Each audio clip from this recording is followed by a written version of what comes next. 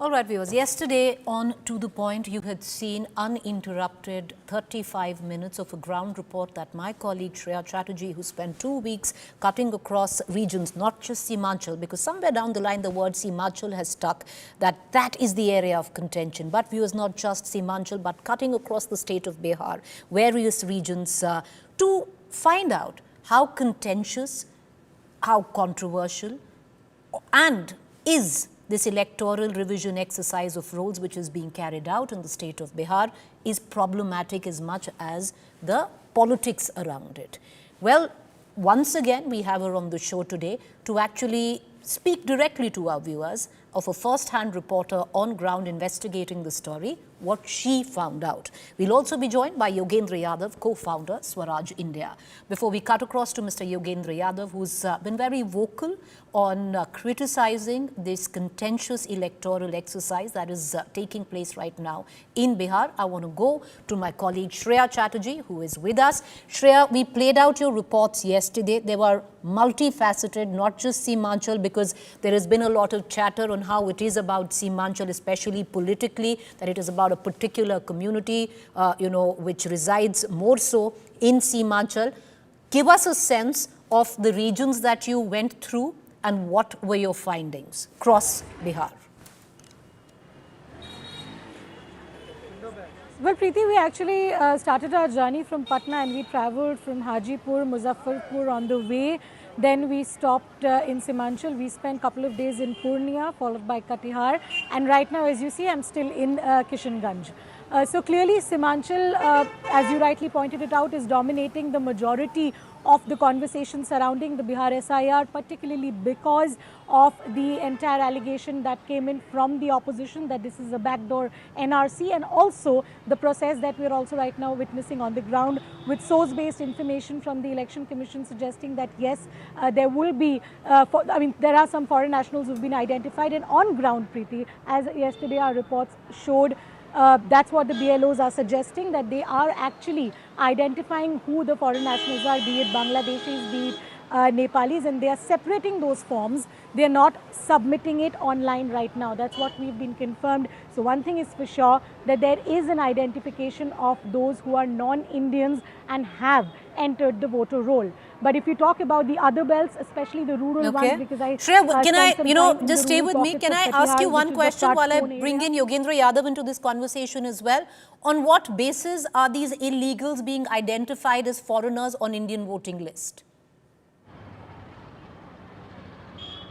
Well, if you actually revisit, Preeti, there was that's what we do know, that the BLOs have been given the rights that if they find anyone suspicious and they're not Indian nationals, then they can be flagging that off. And subsequently, we did see that source-based information that came in from Election Commission, that we have got ground inputs, intelligence, booth-level officers, that there are foreign nationals in the list, and we have in fact Shreya, it is entirely the prerogative of the BLOs now to decide whether they deem somebody an illegal. Well, they have to flag it off, and then subsequently the process will begin. That's what we are being told, because it's not that these people will immediately not be given time. There will be time given to submit documents relevant. The reason I say that, Preeti, right now documents are not being uploaded online. That is the reason we see the process take up this much of pace.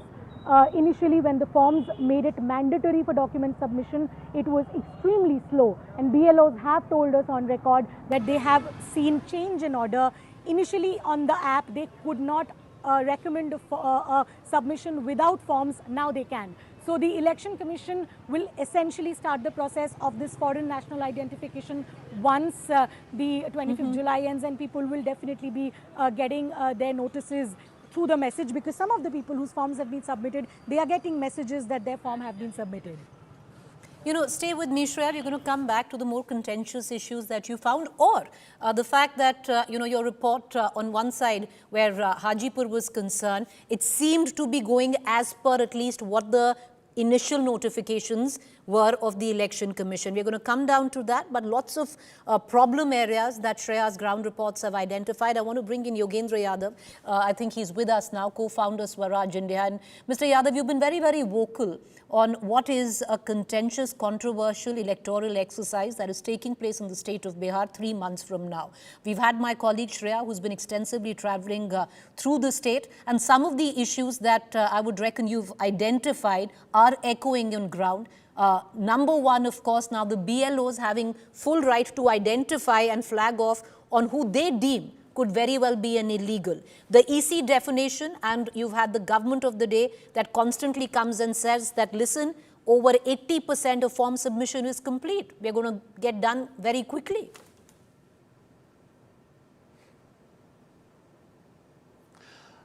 Thanks, Preeti. And thanks for the reports that your channel has been carrying out, because it brings out the sheer arbitrariness that we had always suspected this would lead to. You know, from day one, we have been saying there are two kinds of problems with this entire exercise. Number one, in principle, this exercise is illegal and unconstitutional because it is not about revising voters list of Bihar.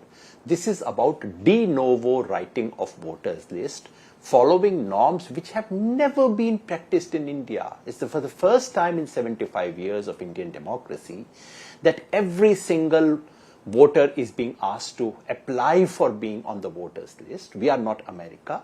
And because America follows that rule, America registration has always been 1/4 less than the population due. We have always followed a different process. So the onus has been shifted on the voters for the first time in the last 75 years. And second, the presumption is that you are not a citizen. You have to bring in documents. Documents could be 2003 list, documents could be your birth proof, but the onus is now on you. You have to prove that you are a citizen. These two things have never happened. So it is not merely another revision of voters list in one state. This is changing the architecture of citizenship and electoral laws. This is disenfranchisement of the kind that no country in the world has witnessed in the 21st century.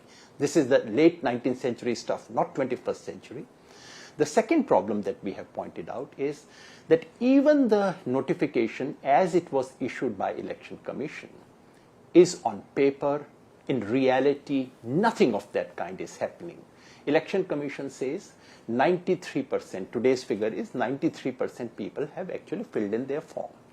I would like your reporter who's done such outstanding reporting, please ask Shreya if she has done it so far. In case she hasn't, please request her to do so.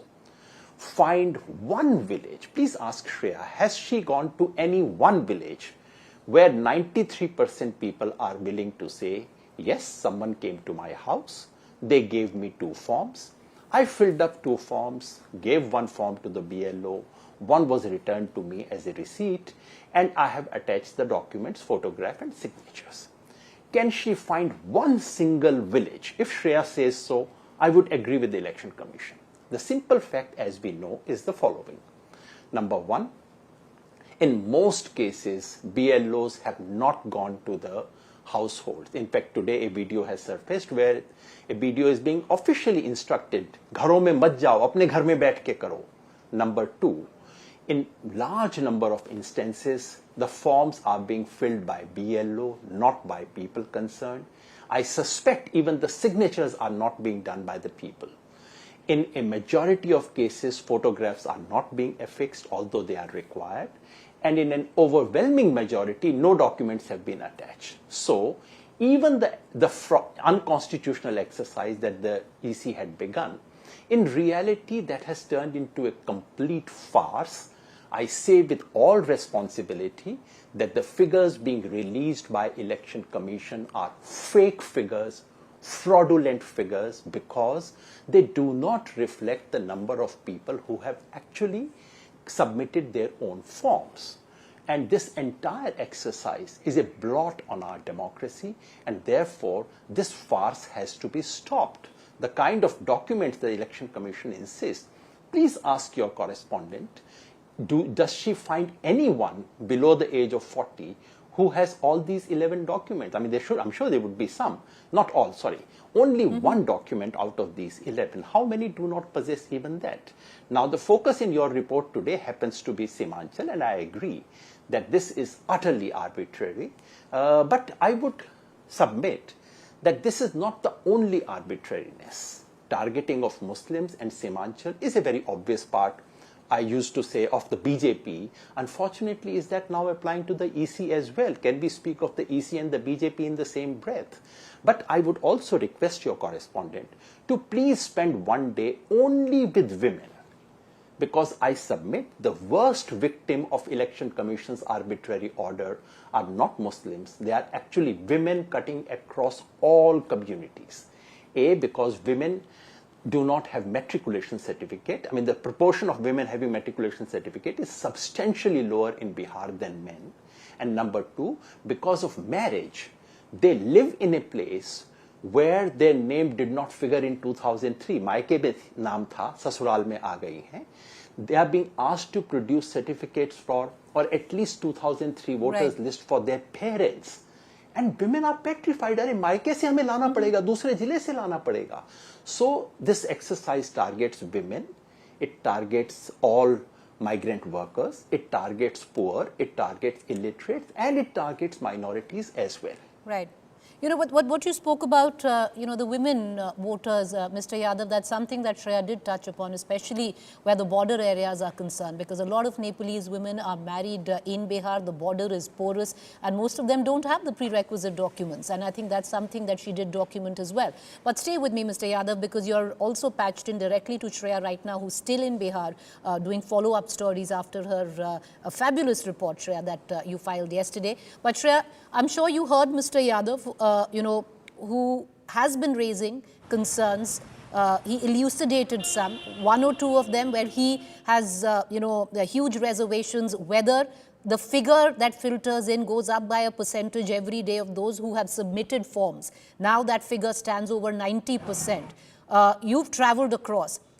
Did you see that on ground? Number one, that the enrollment is the villages that you went to, and it could very well be 90% in each village. Number two, Yogendra Yadav also, you know, has made allegations, which some reports have quantified on ground, that the BLOs are now uploading forms on their own. They've been given, you know, that leeway. You just touched upon that earlier, where you yourself said that it is up to the BLOs now to feed in and decide whether somebody is an illegal or not. And that in itself is contentious. So I'm sure you heard in to what Mr. Yadav was saying. What do you like to say with your experience on the ground? Well, you know, Preeti, and to Mr. Yogendra Yadav as well, what I will say is that the figure that the Election Commission is giving is not incorrect. And the reason I say that, please watch the report that we have filed. We've clearly said that right now the BLOs are not uploading any document, neither are they taking forms with document. It's just your name, signature and Aadhaar. So that makes the process extremely simple right now, is why we see the percentage rise, so much. This thing about getting petrified, that we haven't seen in the urban pockets. The reason so, because there is also a procedure of getting your Vanshavali, which is the fact that you stayed in the village from the Panchayat office. A lot of people are actually tending to that, or a Nivas certificate, and that's the reason we do not see a fear as say. So far as receiving, people are not getting receiving in the form of another form, but in some places we have seen people get messages on their phone that their forms have been submitted.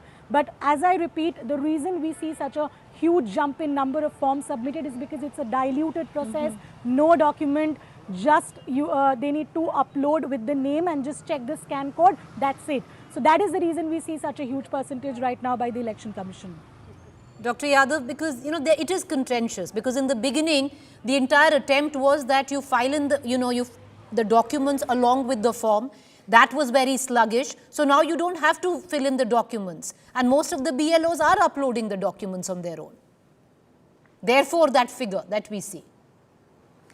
Yes, Preeti. So So what we heard from Shreya and what you are saying clearly confirms that the original order of the Election Commission of 24th June and the guidelines along with that are not being followed, at least in the following respect. Number one, as Shreya confirms, receipt is not being given to the voters. That's a very serious thing, because tomorrow I give my form to someone, I get no receipt, and the BLO says, no, you never submitted it. That's over. My voter identity is over. My rights are over. This was the basic safety feature of the guidelines, which have not been followed. And it's not just Shreya. I mean, go to any village in Bihar. Practically no one has got this receipt back, which was the only safeguard available with the voter. Number two, but yes, Mr. Yadav, documents Shreya are says not being some of submitted. them are receiving Election a Commission would message say, well, we have which says your form is submitted. a message, but that's a SMS is not that legal document which Election Commission had promised in its own guidelines. I'm just going by Election Commission's own guidelines, which have not been revised. Not a single word in that guideline has been revised so far. When the Reserve Bank of India was making amendments to Notbandi, at least they were honest and they were making amendments every single day. All these are press release and oral orders. I mean, what kind of a legal exercise is this? Where the 24th June order stays exactly as it was, not a word has been changed, and in practice everything has been changed. So, number two, if they are getting SMS, some of them are getting messages, but the simple fact remains that most of them, number one, almost no one is getting a proper formal written receipt. Number two, most of them are getting no receipt whatsoever. That's one established. Number two, on documents, that most things are being filed without documents. The Election Commission would say, yes, but we've already permitted. My question is, where have you permitted? How the rules have not yet been changed. And even more important question is, I submit my application without documents because I read your newspaper advertisement. And then after 1st August, you say, well, we did not receive any documents from you. We have put your name on the draft electoral rolls, but because there are no documents, we have no option but to reject it. What option do I have? Okay. That's number two. Number three, we also heard that photographs are not being put on the forms. The photograph is critical, Priti, for the following reason: that if I do not need a photograph, if I am a BLO, and if I am told no need for any document, no need for a photograph, in that case, Priti, why do I ever need to go to you? I can just sit. I'm a BLO. I have a register of the entire village in front of me. What would I do? Would I go to your house, or would I just sit and fill it on my own? That's exactly what is being done. It's not hypothetical. Video journalists, newspapers, everyone is reporting that घर में बैठ के BLO भर रहे हैं. This kind of a fraudulent exercise is happening in front of the entire country. Allow me to bring in Shreya, for one quick final time back into this conversation, Yadavji, because there are serious reservations that are being right now voiced where the credibility of the Election Commission is concerned. And I would reckon one thing that needs to be done today is that a proper press conference needs to happen by the Election Commission, which allays all fears which are surrounding the ongoing process. Especially, a lot is being derived out of source-based information, and that is not how the EC should function. But Shreya, you heard in with what Mr. Yadav was concerned. What do you infer if you correlate what he has to say to what you experience on ground? I completely do agree, Preeti, that the sanitization of the entire process of submitting the form is something that definitely needs to be questioned. The reason so that, the uploading of these forms were initially a OTP-based mobile app, which is linked to the BLO's mobile. However, there are cases we've seen that BLOs are just taking the form. The BLO supervisor has prepared a separate space where the form uploading is going on. Have those processes in these distinct rural villages been sanitized? Can it be assured that there will be no problem in the future for voters where there have been fear of disenfranchisement? That is, as you correctly say, for the Election Commission to answer. But these are genuine questions that actually the Election Commission must come forth and answer. You know, I just want to bring in Mr. Yadav for one final time before we let him go, because Mr. Yadav, the fact is with this entire exercise, it's been challenged in court. You know, there are various petitions. We'll know soon on what the court has to say.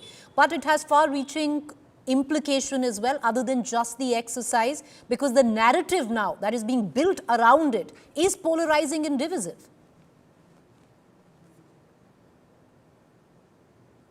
Exactly, and that's the danger here, as you rightly pointed out. This is not just about Bihar. The order clearly says that this is an all-India order. Bihar happens to be the first state where it is implemented.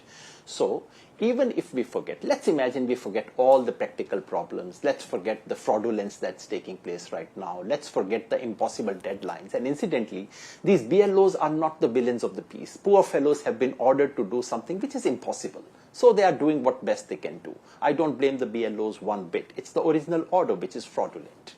But even if all this was to be overlooked, let us say it is carried out properly by giving 1 year or so on. But even then, these two things, as I said, shifting the onus onto the voter, Right. and number two, changing the presumption of your citizenship into non-citizenship, these are things which are unconstitutional, need Right. to be challenged. Unfortunately, in Bihar, and I suspect then in Bengal and Assam, it would be polarized around the Muslim question, which it is not. It is disenfranchisement of all disadvantaged sectors of India, which is why people like me are opposing it. All right, we're going to let it be there, because one thing that I would reckon that one must constantly underline is the immediate need of a press conference by the Election Commission of India to allay fears, number one, to answer all questions. I don't think we can really rely on source-based information coming in from the EC. That's just not on. And the second, of course, all eyes on the court. They're going to be hearing the challenge to this very contentious exercise. Appreciate you taking the time out, Mr. Yadav. Thank you for joining us.